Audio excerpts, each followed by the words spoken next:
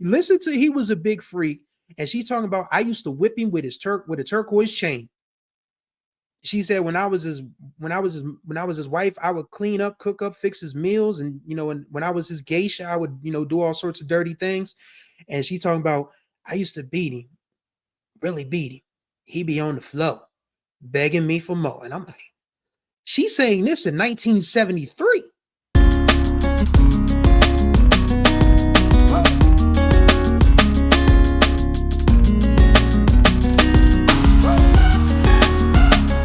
Right on time for another ride on the Groove Line with your host, Chris Stevens. This is day number 11 on the BMM 30 series. If this is your first time tuning in, the Groove Line is a music podcast. I'll be discussing music from the past, present, and future. I'll be having guests on eventually. I had a couple guests previously on the Prince episode. A shout out to Evan Barnes and Kelly Forkenbrock for engaging with me. We had previous conversations that I was able to, repurpose. That's what they say in YouTube land, repurpose your content. So I was repurposing content, and those were my first official guests, and I greatly appreciate them for hanging with me and sticking with me throughout this process. But yes, this is day number 11 of the BMM 30 series. What is BMM 30?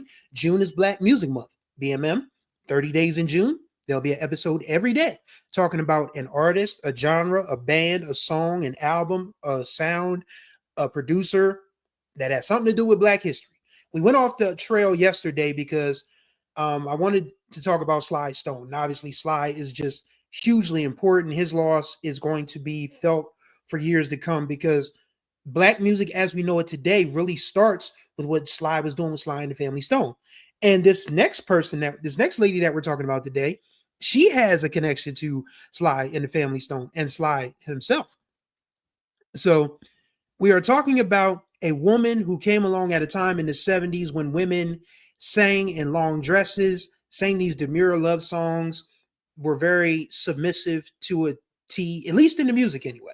But you didn't get that sense when you put on a Betty Davis record. And no, we're not talking about Bette. We're talking Betty Davis. From North Carolina born, Pittsburgh bred, New York made. She passed away in 2022. She was born in 1944. Her maiden name was Mabry, but of course she got to Davis from marrying Miles Davis. And she talks about this in the They Say I'm Different doc. If you haven't checked that out yet, Betty, They Say I'm Different, that documentary, highly recommend you check it out. And she said, I earned the last name Davis, being married to Miles. She was just somebody that lived up to the title of one of her albums, They Say I'm Different. She was somebody that took what men had always done in music, and which is, wooing women for the purpose of, laying them down or whatever. And she's like, nah. I call the shots here. So what Betty did in her music, which is very advanced for the time, was she was saying that, yeah, you guys can say that you want to woo us for the purpose of this, but I'm doing the wooing this go round. If I like it, I see it, I want it, and I can get it. And you can judge me for it all you want, but it's not going to hurt my feelings. So she was steps ahead of generations ahead of what you would call like Megan, Glow, all the female rappers today, even Beyonce, for and Destiny's Child with independent women and Can You Pay My Bills and all of that. And Bugaboo. Betty was ahead of all of them because this was she left Miles in the early 70s and eventually made her way from New York to Los Angeles. She wanted to originally record with somebody else, but apparently she went to San Francisco and met up with Sly and the Family Stone. And Greg Arico, their drummer, was looking to get into producing. So he produced her first album, which was self-titled in 1973. And it's very much a song about, it's an entire album about a woman who is on the prowl. And it is a fun listen. Even from the beginning of the album, if I'm in luck, I might get picked up, because that's what the 70s, that's what they called it back then when you were trying to, go out on the town for the purpose of finding a date, whether it was for coffee. I don't know if they drank coffee like that in the 70s. Coffee dates only feel like a 21st century thing. Maybe they drank the harder stuff. Maybe it was a liquor date, maybe it was a dinner date, or maybe it was just for this express purpose of hooking up, because the sexual revolution of the 70s is when hookups really started to become like a thing. You had men hooking up with women, you had men hooking up with men, women hooking up with women, all of them hooking up together. It's so funny because this is a quick little personal story, and it's gonna be funny, but it's gonna be X-rated. So when I was a preteen, yeah, just about 11, 12, yeah, I was 12 going on 13. I discovered a VHS cassette in my mother's closet. Mhm. And the title of the movie was called The Newlyweds. And I was like, okay. So I popped it in the VCR, and the first thing on the screen, it is 70s adult filmage. So at being a child of the 80s and the 90s and seeing how people got down 20 years prior, even though I got in trouble for it, I actually got grounded, but my grandmother got mad at my mom for grounding me, and my mom lifted the suspension, if you will. So thanks, Grandma. Always have my back. Miss you every day. But nothing surprised me after that. Nothing surprised me after that. So, but listening to Betty Davis, you get the sense of what the 70s were about. Like, people were really exploring their freedom in all facets of life, especially sexually. And women started to express themselves, with the third wave of feminism, bra burnings, and women finally being able to have bank accounts in their own name in 1974. So this is the era that Betty Davis is making her music in. And it's not the music is just as hard driving as she was. There's no elegant strings, no horns, blaring in and out. This is funk rock turned up. Like, if you want to call Rick James the king of punk funk, I would have to say Betty Davis is the queen. Because you can listen to If I'm in Luck, I Might Get Picked Up, Shooby Doo and Cop Him. Feelings is my favorite. They Say I'm Different. Nasty Gal. Betty Davis has some grooves. Like, listen to those first three albums. The next two that you can find on Spotify are material called from unfinished albums and unreleased albums. But if you really want to get a sense of how Betty Davis was in her bag, listen to Betty Davis, which came out in 73. They Say I'm Different, which was 1974, and Nasty Gal, which was 1975. Those are the big three. Listen to those. But yeah, in fact, on the self-titled, there's a song that starts off with this guitar, kind of screeching in the background, and here comes Betty straight to the front. He was a big freak. I can't do Betty Davis's voice, obviously, but listen to He Was a Big Freak, and she's talking about, I used to whip him with a turquoise chain. She said, when I was his wife, I would clean up, cook up, fix his meals, and when I was his geisha, I would do all sorts of dirty things. And she's talking about, I used to beat him, really beat him. He'd be on the floor, begging me for more. And I'm like, she's saying this in 1973. So people had kinks way back then, 50 years ago, 52, 51, 52 years ago. It's like, golly. I imagine that she shocked a lot of people. And just listening to those records, you get the sense that this is a woman who's very self-confident, who can sing, obviously, and has a band willing to back her up, because she produced her own albums after the self-titled, which Greg Rico produced.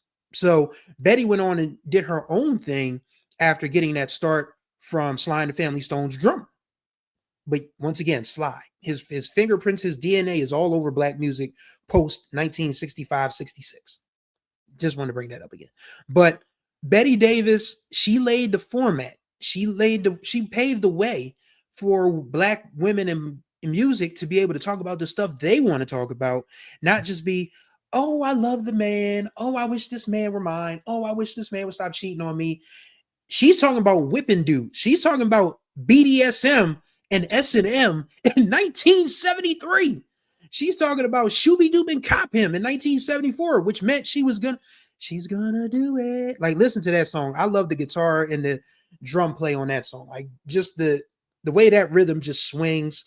Like, you can listen to that song and find yourself in a bar somewhere in 1974 and watching this caramel colored woman with an afro eyeing this dude across the room like, I'm gonna get your ass. And she means it in a positive way. So she has a fun catalog if you're open-minded. If you're a prude, Betty Davis won't be your cup of tea. I'm telling you right now. If you don't like to hear a woman talking about sex, especially from a 70s perspective, forget about it. But if you are open-minded, if you enjoy that type of thing, and I just told y'all my story. Nothing surprises me anymore after what I discovered at the age of 12. So, people have their thing, people have their, their kinks, their pleasure centers, their fetishes, all of that. We all grown now. I mean, it really doesn't matter. I mean, as long as you aren't harming anyone or doing this stuff with anybody who can't legally consent, do what you do. And that's what Betty Davis did in the 70s. She did what she did.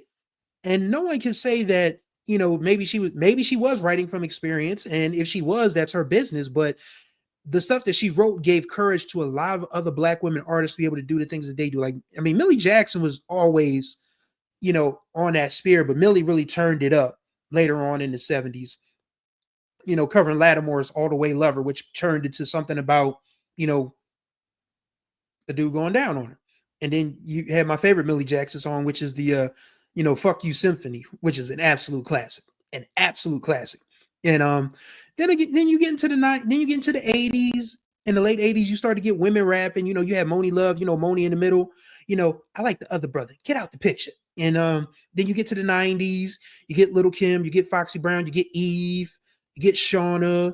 And then once we get into this new era of female rap with Megan, Cardi, JT, and the City Girls. I mean, I JT just came to mind because JT the only one that's still rapping at this point. I don't know what Miami's doing, but JT's the only one still rapping. Saweetie, Lizzo, all these young ladies, Young Baby Tate, are talking about how it's their body, their choice. If they decide to share their body with you, you better count yourself as a lucky one. And that's what Betty Davis was doing generations before. So she deserves all the credit. I mean, obviously, she turned into a recluse, by the end of her life, because her father died, I guess, like 78, 79, 80-ish, because in the documentary, it doesn't really say when, but she said, that her band was like, we were still on the road trying to do stuff in 78. And then it just cuts to Betty talking about her mom called, said that her father died, and she came back to Pittsburgh. And it was just like, she just sort of, went into hiding for the lack of a better word. And she died in 2022, but at least she was able to she was actually in the documentary. You just never see her face. I guess that's a reason for that. I guess they wanted to keep that air of mystery about her, which was really well done, by the way. Like, you can hear her voice, but you can't see her face. Like, they have her sitting in the window, sitting in the bed, on the side of the bed, in the window of what I guess is her house. And you never see her face, but and they only show like a real extreme close up of her eye, like this. I don't know why I did that, because some of y'all might, I mean, you'll see this on YouTube, but some of you like to listen but not watch YouTube. But yeah, this is what the eye shot was like. But yes, Betty Davis was a trendsetter. She's probably she is one of the most important women in Black music, because she did things that women weren't free to do at that time. And she made it possible for women to be able to self-produce their own records, to present themselves the way they want to present themselves, to write and sing and rap about the things that they want to rap about, and also stop, being secondary characters in their own pleasure stories. Betty Davis put Black women in the front and center of their pleasure stories. She made Black women the main character in their sex lives. And that was huge. And I hope wherever her spirit is, she realizes that we're still talking about her. We ain't forgot. We have not forgot. Her music is going to live on. The legacy behind the music and her independence will live on. I didn't even mention that she helped Miles come up with Bitches Brew, which turned Miles from a just straight modal bebop jazzer to what we know today as jazz fusion. Like, Bitches Brew was one of the earliest fusion records. Herbie followed, and then you started getting, Chick Corea Band and Weather Report, and of course Roy Ayers was at the center of that. We are doing a Roy Ayers episode this month. Make no mistake about it. We are doing a Roy Ayers episode this month, so you'll want to stay tuned for that. But yeah, Betty helped Miles come out of that, suit and tie thing, and got him to realize that electric instruments from a jazz perspective were not bad at all. So you hear that with Bitches Brew, On the Corner, which is a favorite of mine. Betty had left him by then, but you could tell her influence was still very much there with On the Corner. So Betty Davis has a huge role in Black music in the 70s, and from that on all the way on to 2025. And it's an honor to talk about it, really, because I had listened to her music before, but then when I finally got to watch the documentary, it all made sense to me. And it was like, wow, this woman really was different.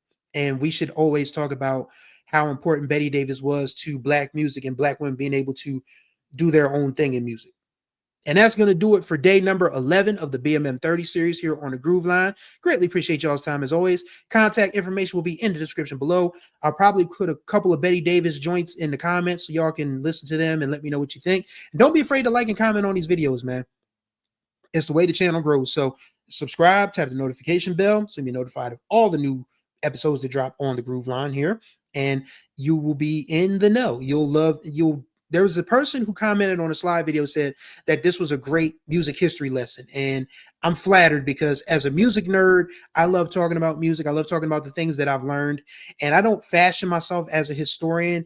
I don't fashion myself as a critic per se. I'm just a fan who loves to talk about it. And hopefully you guys would love to talk about it with me. So thank you for this ride on the Groove Line. Until the next time we ride, y'all be good or be good at it.